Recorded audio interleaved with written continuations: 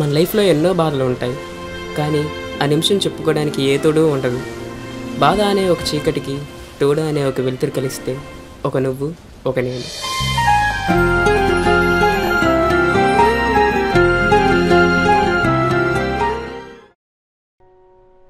నా లైఫ్ ఏంటి? సడన్గా ఈ కొత్త చేంజ్ ఏంటి? అవసరమా అసలు? ఇప్పుడు ఏం చెప్పాలి ఇంట్లో వాళ్ళకి? చా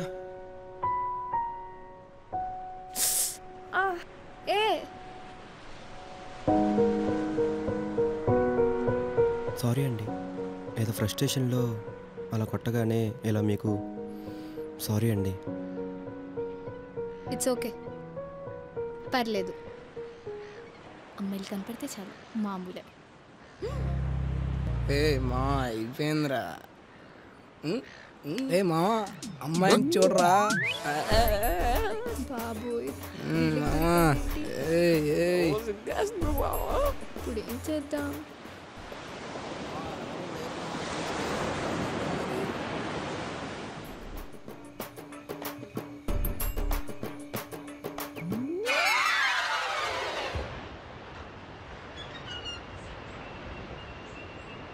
వెళ్ళిపోయారు అంటే అక్కడ ఇద్దరు తాగుబోతులు అలా చూస్తూ, అలా ఇందాక మీరేమో ఫ్రస్ట్రేషన్లో భయం వేసి, సర్లే ఇదంతా ఎందుకు, కాసేపు కంపెనీ ఇస్తారా?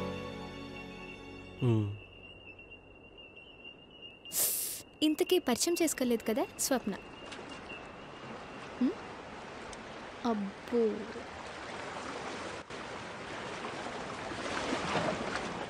మీరు ఒక్కళ్ళే ఇక్కడ? మీ వాళ్ళెవరు లేరా? లేదు, మా ఫ్యామిలీతో వచ్చా. మా బాబాయ్, మా పిన్ని వాళ్ళ పిల్లలు. సడన్గా పిన్ని హెడ్ఏక్ అంది, అందుకే బాబాయ్ పిన్నిని తీసుకెళ్ళారు. మరి ఎలా వెళ్తారు? మా హౌస్ ఇక్కడే, బాబాయ్ మళ్ళీ వచ్చి తీసుకెళ్తారు. నేను ఇలా ఆనందంగా బయటికి వచ్చి చాలా రోజులైంది. ఈ బీచ్ అంటే నాకు చాలా ఇష్టం, అందుకే ఇక్కడే ఉండిపోయా. నిజం చెప్పాలంటే మా పిన్ని అంటే నాకు ఇష్టం లేదు. నేను ఇక్కడికి రావడం మా పిన్నికి ఇష్టం లేదు. అంత డ్రామా, హెడేక్ అని. అవును, మీరెందుకు ఫ్రస్ట్రేషన్లో ఉన్నారు ఇందాక?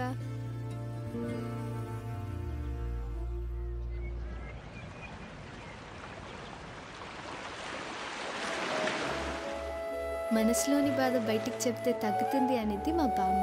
ఆయన నేనెవరులేండి, ఏదో కంపెనీ ఇస్తారని కూర్చున్నా. ఇంకా మీ ఇష్టం.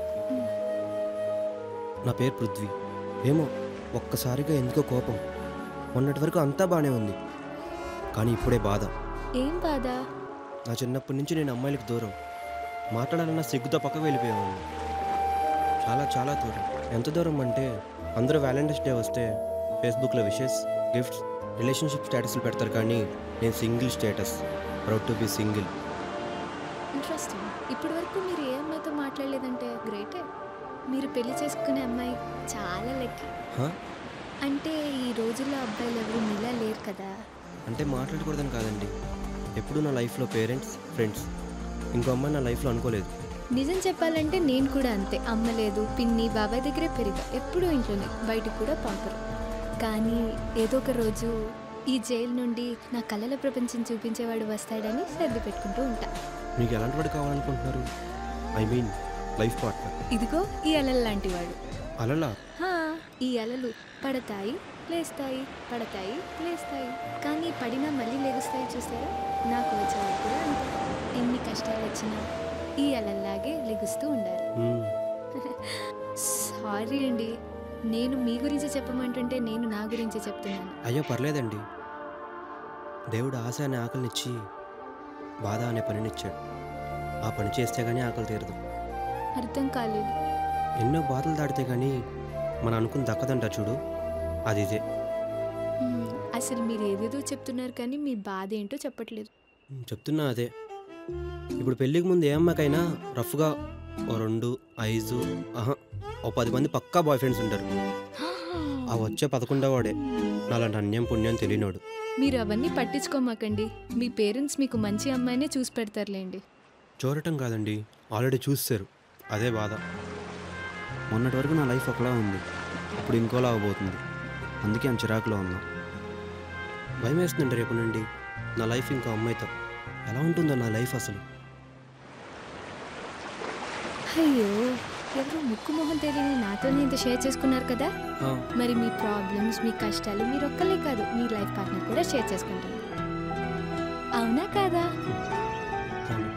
చూడండి, మీరు ఎవరో అమ్మాయి మీ లైఫ్లోకి వస్తుందని బాధపడుతున్నారు, కానీ వస్తే మీ బాధలు పాలు పంచుకుంటుందని తెలుసుకోవట్లా. మీరు అనుకున్నట్టు అందరూ అమ్మాయిలు అలా ఉండరు, మంచోళ్ళు కూడా ఉంటారు. పెళ్ళైనా ఏ అమ్మాయి అయినా భర్త నడవడినే నడుచుకుంటుంది, ఇది నిజం. మీకు కూడా మంచి అమ్మాయి ఆ రావాలి. నిమిషం తను చెప్తుంటే చాలా బాగుంది. తింగరగా నవ్వుతూ ఏదో తెలియని ఫీలింగ్. దేవుడు అనేవాడు ఉంటే ఇప్పుడు కలిసినట్టు మళ్ళీ కోయిన్సిడెన్స్గా కలవచ్చులేండి. అప్పుడు మాత్రం మీరు మీ ఫ్యామిలీతో హ్యాపీగా కనిపించాలి, ఇప్పుడులా బాధతో కనిపించకూడదు. మరి గుడ్ లక్. ఎప్పుడు ఇలా సింగిల్గా ఉండిపోతే బాగోదు కదా, మీకంటూ ఒక తోడు కావాలి కదా. మరి గుడ్ లక్. మా బాబాయ్ వచ్చారు, నేను వెళ్తున్నాను. స్వప్న, ఆ? ఇంత చేశారు, టెన్షన్ బాగొట్టారు. మా అమ్మ అమ్మాయి ఫోటో ఇచ్చి చూడు చూడని చంపేస్తుంది. ఒకసారి మీ లక్కీ అంతా ఓపెన్ చేస్తే మీ అంత కాకపోయినా మీలో సగం ఉన్నా చాలు. చీకటి పడింది రా అమ్మా. సారీ అండి, వెళ్ళాలి. పర్లేదండి. బాయ్. Okay bye. తన ఆ క్షణం వదిలేసి వెళ్తుంటే వెళ్తురులో వచ్చిన తను మళ్ళీ చీకట్లో వదిలేసినట్టు అనిపించింది. కానీ ఆ ఫోటో చూడగానే గాల్లోకి ఎగరాలనిపించింది, ఎందుకంటే తనే ఆ అమ్మాయి. రే పృథ్వీ, అమ్మా, నీ మ్యాచెస్ చూసామన్నాం కదా, ఆ పిల్ల ఫోటో నీ బ్లేజర్లో పెట్టా. ఆఫీస్ అయ్యాక తీరిగ్గా చూడు, చూడకుండా నచ్చలేదు అనుకో, నువ్వు వద్దన్నా ఆ అమ్మాయే నీ వైఫ్. దేవుడు అనేవాడు ఉంటే ఇప్పుడు కలిసినట్టు మళ్ళీ కోయిన్సిడెన్స్గా కలవచ్చులేండి. అవును, నిజమే. దేవుడు అనేవాడు ఉన్నాడు, అందుకే నన్ను జత చేయాలనుకున్నాడు. ఒక రెక్క విరిగి బాధపడుతూ ఎగరలేకపోతున్న ఒక పావురానికి ఇంకొక పావురం తోడుగా నిలిచి ఎగిరేందుకు సాయపడింది. రెక్క విరిగిన పావురం నువ్వు, తోడుగా ఉన్న పావురం నేను. ఒక బాధకి ఒక తోడు దొరికితే ఒక నువ్వు, ఒక నేను.